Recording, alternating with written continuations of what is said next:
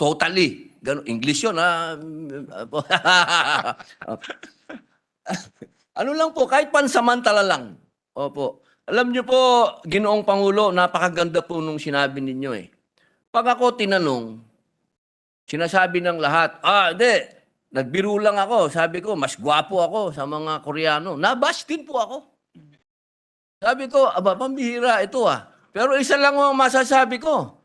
Kapag merong nagsabi sa akin, mas may gaganda si Pilipina, hindi ako papayag. Walang pinakamaganda kundi Pilipina. Oo. Amen. At walang pinakamabango. Ito po. Ginoong Pangulo, alam naman po natin, ngayon, pag binuksan po natin ang Netflix po lahat po ng online, makikita po natin, alam ko po, maintindihan niyo po ako dahil martial artist po kayo. Makikita niyo po dyan ang mga palabas ng Thailand, ng Indonesia, ng Malaysia. Lahat po yan, meron silang martial artist na artista. Mahal na tagapangulo, alam naman po natin na walang pinakamagaling na martial artist kundi Pinoy. Nakikita po natin yan sa UFC, sa 1FC, ang nagta-champion dyan. Mga lakay, talagang mga Pinoy. At si Bruce Lee mismo, pinamana niya ang Jeet Kune Do sa Pilipino, kay Dan Inosanto. Si Magellan, tinepok ng Pilipino yan. Tama. Tayo po ang pinakamagaling. Ang hindi ko po matanggap, bakit wala sa Netflix ang Filipino martial artist? Siguro panahon na po para suportahan din natin ang isang artista na magpo-promote ng Filipino martial arts. Pasikatin po natin ito sapagkat tayo mga Pilipino tunay na martial artist. Sana po suportahan ng ating gobyerno na magkaroon po tayo ng pelikula na magsusuporta at magpapakita ng Filipino martial arts. Yun lamang po, mahal na tagapangulo, maraming salamat po. At muli po, sinusundan ko po ang hakbang ni Senator Jinggoy Estrada at ni Senator Bong Revilla. Maraming salamat po. Maraming salamat, Ginoong Senator Robin Padilla. Totoo po yan, Senador. Alam nyo, manood po kayo ng action films. Mga James Bond, manood po kayo ng Jason Bourne, manood po kayo ng Mission Impossible. Ang ginagamit po nila mga fighting techniques dyan ay FMA, which is Filipino Martial Arts, stick fighting and knife fighting. Pero hindi po na-acknowledge yan. At meron na nga po mga bansa na sinasabi, kanila na daw po yan. So dapat i-promote natin yan as a brand. Filipino Martial Arts as a brand. Because talagang inumpisa niya nila Lapu-Lapu. Yan pong aming idolo sa Filipino Martial Arts ay si Lapu-Lapu. Ako ay isang ayon dyan. Dapat siguro mag-ambag po kami dito para gumawa ka ng pelikula. Senator Robin Padilla, i-promote natin yung FMA. Pugay. We'd like to recognize the gentleman from Cavite, Senator. Mr. President, it's just a yes. point of information on the statements made by the gentleman from Bicol. At saka tungkol din po ito sa inyo, no? I'd like to be educated kasi tinawag po kayo ng Ginoong Maruya. Ang alam ko sa Maruya, pritong Mayorya po yan, Mayorya. Yun, kasi ang rinig namin lahat, Mayorya. bago ba yun? Kasi alam ko pritong saging yun. Pinunong Mayorya. Okay, let's calm down. Order, please, order. Sorry po. Okay. That was just a Lord Leader. mistake on the part of Senator Robin. I am always willing to be educated. Kasi sabi ko, baka naman so gusto kong malaman dahil ba matamis kayo o para ba kayong piniprito sa mantika? Yun yung gusto kong malaman. Yung pala, lahat kami ang mali ang rinig. Puno Mayorya. Yung tawa nung nasa likod ko, kaya hindi ko kayo marinig. Salamat po, nililiwanag ko lang. Thank you po. Wala po akong kinalaman sa Maruya, Mr. President. Pero masarap po yan pag sinausaw sa suka. Yes, Mr. Senator President, Tolentino. namiss din natin si Ramon Zamora, Mr. President. Yes, Mr. President, may I be allowed to, may I move that we recognize the distinguished gentleman from Cavite, Senator Francis Tolentino? Before we do that, let's have a little bit of order. The session floor, the session hall. Yes, the distinguished gentleman from Cavite is recognized. Thank you, Mr. President. I likewise join through a simple manifestation the advocacies of our colleague, Senator Jingoy Estrada. Although I was not mentioned, Mr. President, that for a short and brief period of time, I was part of the movie industry, but not as an actor, Mr. President. I was the one who organized the first ever highest gross record-breaking Metro Manila Film Festival. Modesty aside, it grossed more than 1 million pesos. And I recall, Mr. President, billion, with Senator Gatchalian as one of the mayors of Metro Manila. And I think Senator Estrada was still a mayor then of San Juan. No longer, oh, the good one was the mayor of San Juan. But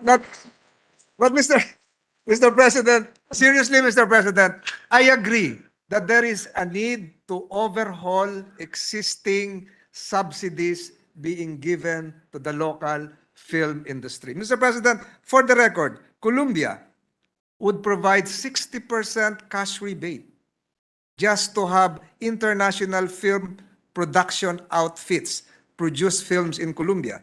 Fiji, 50% cash rebate. Canada, 30 to 70% cash tax rebate. Mr. President, including the small country of Dominican Republic. Pag nag-shooting ka sa Dominican Republic, you will be given a 25% transferable tax on all development, pre-production, production, and post-production expenses incurred in the Dominican Republic. Sa atin po, Mr. President, walang ganon. Nung araw po, Mr. President, nung bata-bata pa tayo, yung Avenida Rizal, yung Escolta, nandyan po lahat ng sinihan. Nandyan po lahat yan. Nakikita po natin yan. Yung State Theater, yung Lord's Theater, etc., etc. Inabot po yan ni Senator Jinggoy.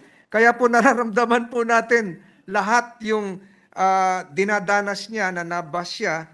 At sa palagay ko po, Mr. President, dapat matulungan natin mabuhay ang local film industry, not just through a short film festival.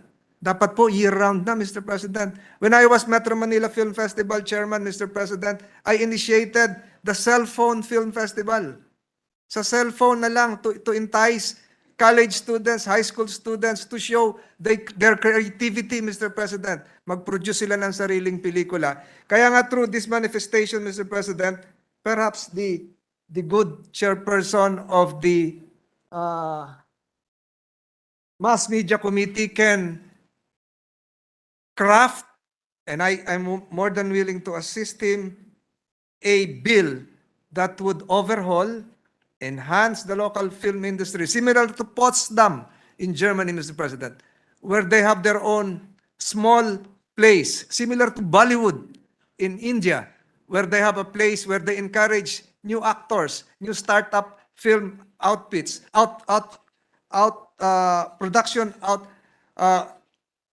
outfits to produce with government incentives, tax rebates, at katulong na rin po yung mga LGUs.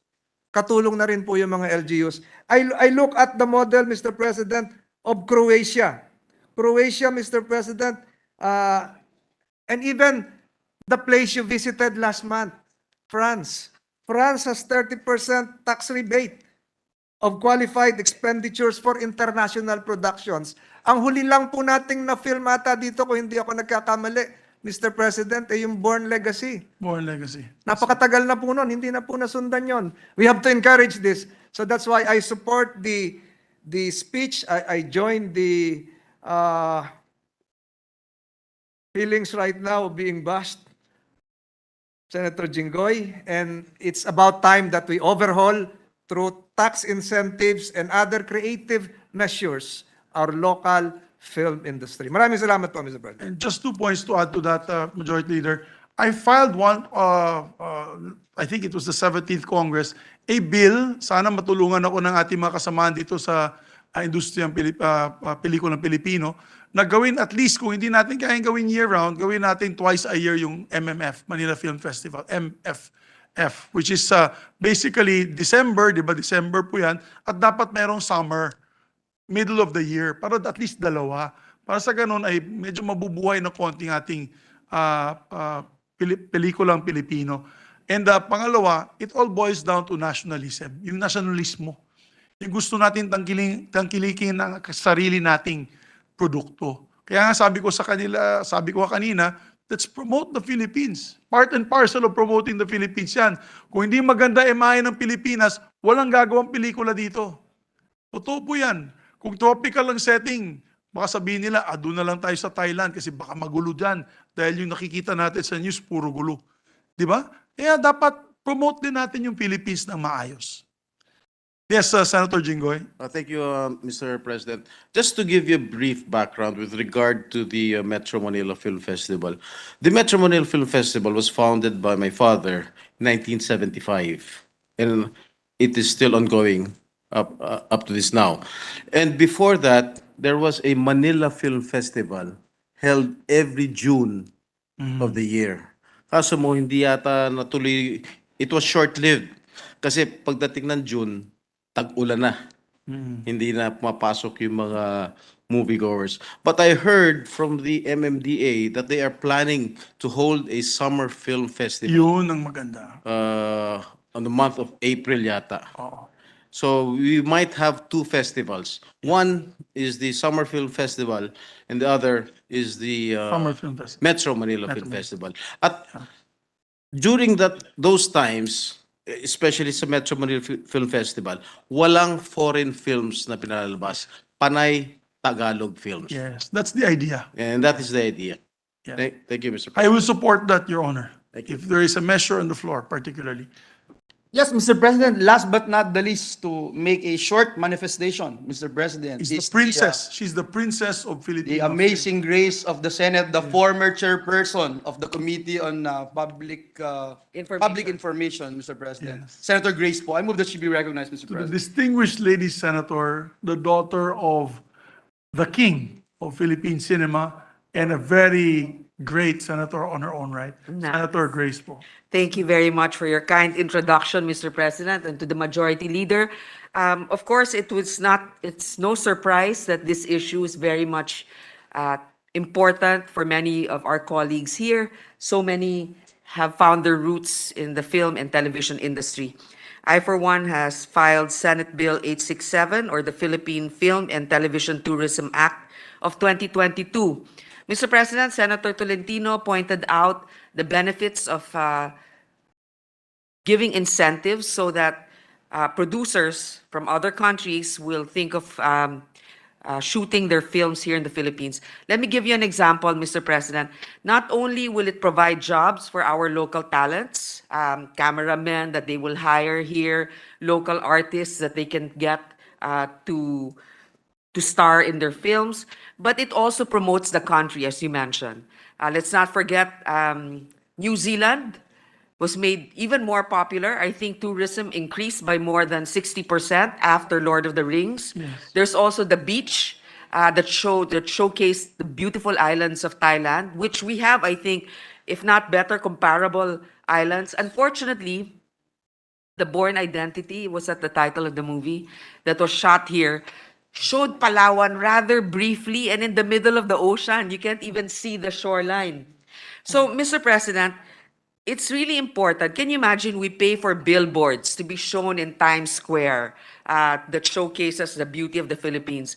But with one film watched by not only in cinemas but also streaming through Netflix, you can showcase the beauty of the Philippines. That's millions of dollars that we save on advertising. So I hope that we pass this Film Tourism Act, the details of which I will not get into now because I know that we have a very important measure to sponsor today. But I also would like to say that a lot of the workers in the film industry are really hard pressed now because of the pandemic that happened. But there are other areas. You close a door, a window will open. Now there's a streaming platform that they are, I think, more aggressively pursuing. So that's all, Mr. President. Thank you to my dear colleague, Senator Estrada, for bringing this issue to light. Maraming salamat po, Ginang Grace po? Thank Yes, you. ma'am. Thank you, Ah, Mr. yes, sir. President. Just last point, Mr. President, as it was mentioned Please several proceed, times, there are so many films from Netflix, series, Mr. President, na kung saan yung isang lugar sa Korea, kunyari, pinakita, naging tourist attraction na, Mr. President. And I have known a lot of my friends, Mr. President, going to this part of South Korea na never heard, Mr. President. And if you look at the pictures, hindi naman malayong malayo sa kagandahan sa nakikita dito sa ating bansa. So I hope we will all support these initiatives being raised by our distinguished colleagues. Mr. President, a lot of our colleagues would like to participate in the privileged speech of Senator Jinggoy, but due to lack of time for today, Mr. President, I would just move to suspend consideration on the privileged speech of Senator Jinggoy Estrada. So move. There's a motion. There being no objection, the motion is approved. Thank you, Mr. President. Mr. President, I move that we transfer from the calendar for ordinary business to the calendar for special orders, House Bill number 4488 on Committee Report number 10, entitled An Act Appropriating Funds for the Operation of the Government of the Republic of the Philippines from January 1 to December 31, 2023. I so move, Mr. President. Before that, we'll just have a reference of business so that we can, hindi pa siya nabasa. Okay, Mr. President, I move that we proceed with the reference of business. There being no objection to the motion of the majority leader, motion is approved. Where's my reference of business? Okay. Please proceed, Secretary. Committee reports. Committee report number 9, prepared and submitted jointly by the Committees on Higher, Technical and Vocational Education, Public Works and Finance on Senate number 1470. With Senators Cayetano P., Cayetano A., Revilla Jr., Escudero, and Angara as authors thereof, an act strengthening the mechanism for land use development and infrastructure planning and budgeting for state universities and colleges, amending for the purpose RA 11396, otherwise known as the SUC's Land Use Development and Infrastructure Plan Act, recommending its approval in substitution of Senate number 251, sponsor Senator Escudero. Calendar for ordinary business. Committee report number 10, submitted by the Committee on Finance on House number 4488, introduced by Representative Ko E. et al., entitled, An Act Appropriating Funds for the Operation of the Government of the Republic of the Philippines from January 1 to December 31, 2023, recommending its approval with amendments. Sponsor Senators Angara, Cayetano P., Legarda, Marcos, Villar, De La Rosa, Gatchalian, Go, Hontiveros, Binay, Po, Tolentino, Villar, Ejercito, and all members of the Senate Committee on Finance. To the calendar for ordinary business. Majority leader. Will you move for the previous motion? Yes, Mr. President, I move for the previous motion that we transfer from the calendar for ordinary business to the calendar for special orders, House Bill number 4488 on Committee Report number 10. So move, Mr. President. There being no objection, the motion is approved. Mr. President, I move that we consider House Bill number 4488 as reported out under Committee Report number 10. So move, Mr. President. There being no objection to the motion is approved. May the Secretary read the title of the measure.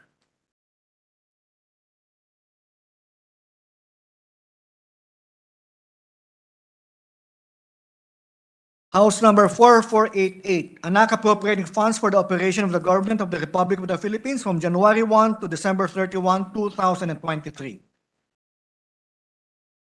Majority Leader.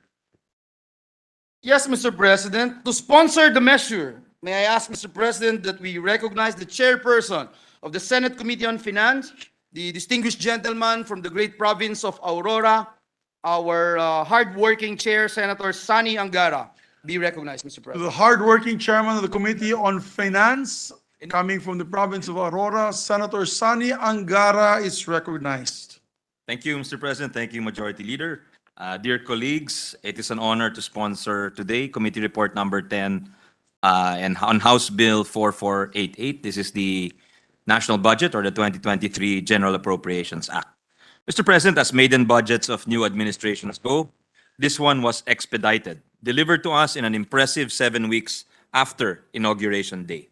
But it would be wrong to say that its components were mostly salvaged from the fiscal workshop of the past administration.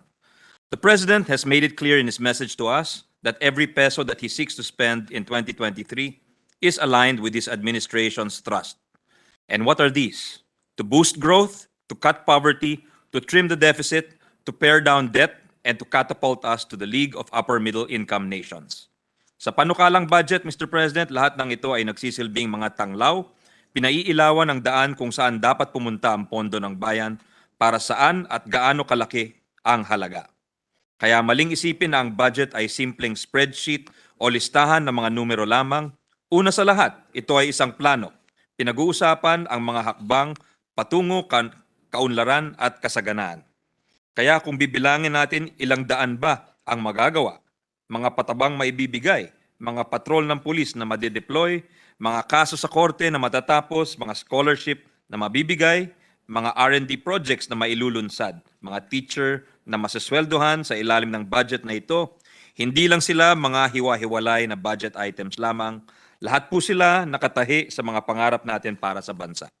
Ang pinakamatindi pa rin nating dapat pagtuunan ng pansin ay kung paano tayo aahon bilang isang bansa mula sa epekto ng pandemya gamit ang budget na ito. Dapat ito ang magiging tulay natin para muling bumangon. The conventional way, Mr. President, of introducing the national budget is to trot out its macroeconomic assumptions upon which expenditures are anchored. You have GDP growth, forecast oil prices, inflation, peso-dollar exchange rates, interest rates, which do shape the contours of the budget. But in years of defending the budget, we have come to distill the other fundamentals that shape and substantiate annual appropriations. In layman's terms, ang tawag po dito ang 4 Ps sa budgeting. Bawat isa sa kanila ay malaki ang impact sa paggugol sa salapi ng taumbayan. Una ay populasyon. As our population grows, so must the budget. Pangalawa ay presyo. Inflation spikes operating expenses of the government, a bulk buyer of goods and services. The budget must also help people cope with rising prices. Pangatlo ay proyekto. We have an infrastructure deficit in the trillions of pesos, Mr. President. For us to grow, crumbling infrastructure cannot compete for investments. It is thus imperative that we hike capital outlays yearly. Pang-apat po ay payroll o ang sinasabi nating PS o personal services na kasama ang pensyon ng mga retiradong uniformed personnel at ang sari-saring premium contributions ng pamahalaan bilang employer. But these are not the only factors that move the needle of spending. Macropolitical and other exigent conditions can also cause tectonic shifts in our fiscal positions.